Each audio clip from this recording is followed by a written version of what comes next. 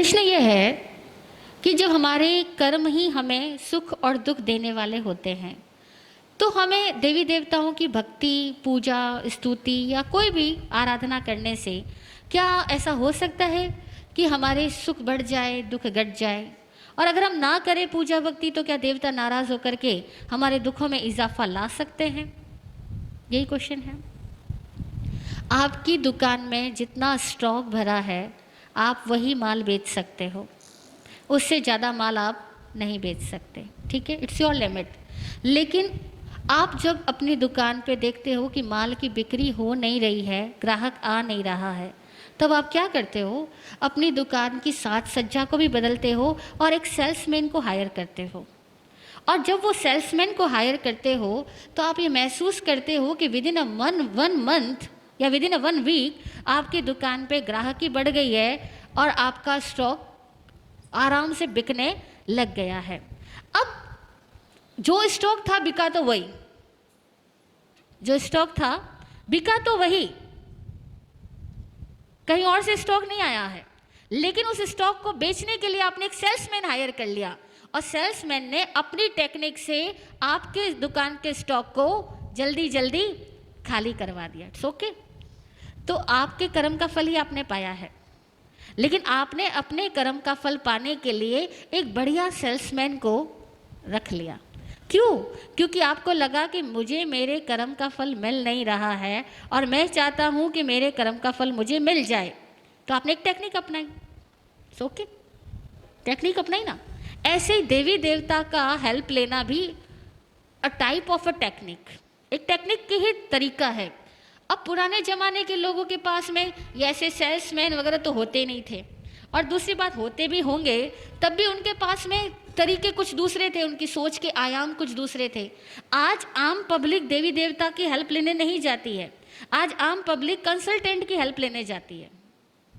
जब आपकी business industry down होने लग जाती है, आप क्या करते हो? एक कंसल्टेंट को हायर करते हो और वो कंसल्टेंट आकर के आपकी पूरी स्टडी करके आपको टिप्स बताता है, और काम वही लोग करते हैं जो पहले कर रहे थे, ठीक है ना? लेकिन अब नीतियाँ बदल जाती है, अब भावनाएं बदल जाती है। ठीक इसी तरह से जब एक साधक देवी देवता की पूजा करके ये चाहता है, भाव करता है कि मुझे मेरी इच्छा पूरी हो, मेरे को ये फला फला सुख मिले, तो क्या होता है? उसने एक कंसल्टेंट को हायर किया।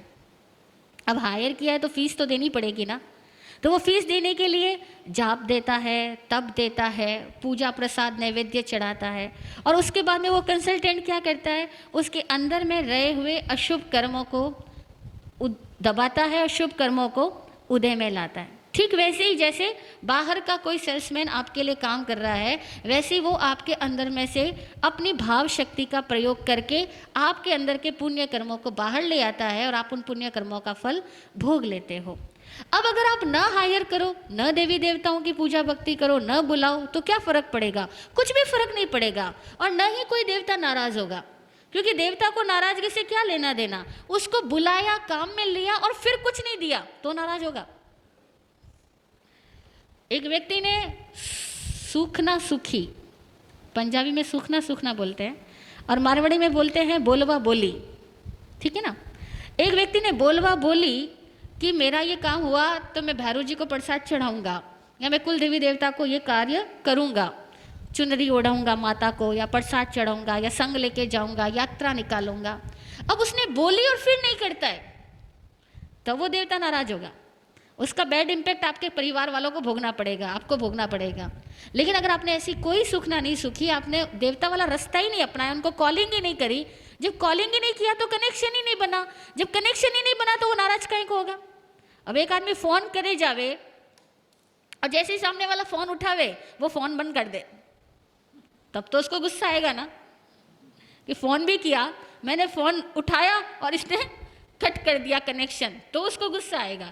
लेकिन आपने कॉलिंग की नहीं, कनेक्शन ही नहीं लिया, तो उसको कट करने का कट है ही, ऑलरेडी कट है, तो उससे देवता कोई नाराज़ होने वाला नहीं है। लेकिन मिलेगा वही जो आपके स्टॉक में होगा। लेकिन इट्स एक टेक्निक है कि आप देवता के हेल्प लेकर के अपने कुछ कामों को जल्दी पूरा कर लेते हो। श्री कृष्ण को द्वारका नगरी बनवानी थी तो बोलते कि कुबेर की हेल्प ली, क्योंकि बिना पैसे के तो कोई काम होता नहीं है। अब पैसा तो श्री कृष्ण को भी चाहिए था, और इतना साम्राज्य भी नहीं था उनके पास में कि वो कहाँ मथुरा से निकले और द्वारका कहाँ बसी है, गुजरात में। अब बताओ कहाँ यूपी का आदमी गुजरात में आवे, और जहाँ बसी गांधीधाम के आसपास, वहाँ क्या जगह थी, केवल पानी, केवल समुद्र, और जो नमक के सिवा कुछ देता नहीं है।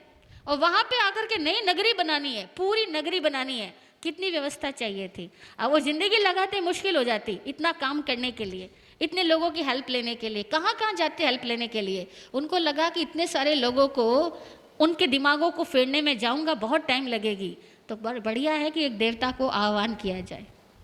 उन्होंने देवता का आह्वान किया, कुबेर की शक्तियाँ प्रकट हुई, और in terms of physical property में ही सारी चीज़ें मिली है। वो कोई देवता का पैसा नहीं आया था, लेकिन देवता ने सिचुएशंस को पॉजिटिव बना दिया अपनी भाव शक्ति से, और काम सारा हो गया। तो शास्त्र कहते हैं कि श्री कृष्ण ने कुबेर की हेल्प लेकर के द्वारका बनाई। शास्त्र कहते हैं, मानते हो?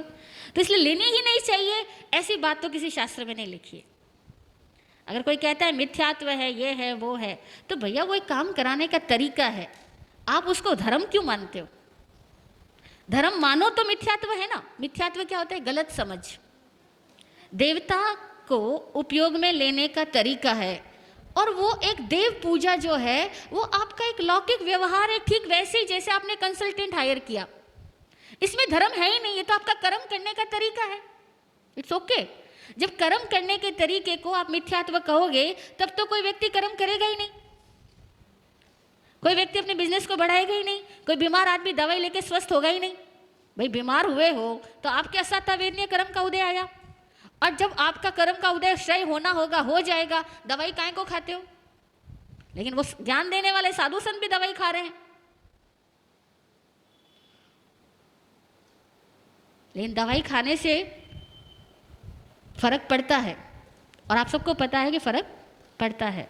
तो इसी तरह से किसी बाह्य निमित्त का सहायता लेना मनाही नहीं है, लेकिन जिस निमित्त की सहायता ली जाए उसके प्रति वापस अपनी ऋण अदायगी जरूर करो। मुफ्त का कुछ मत लो, याद रखो, याद रखो, याद रखो। मुफ्त का इस दुनिया में किसी से कुछ मत चाहो।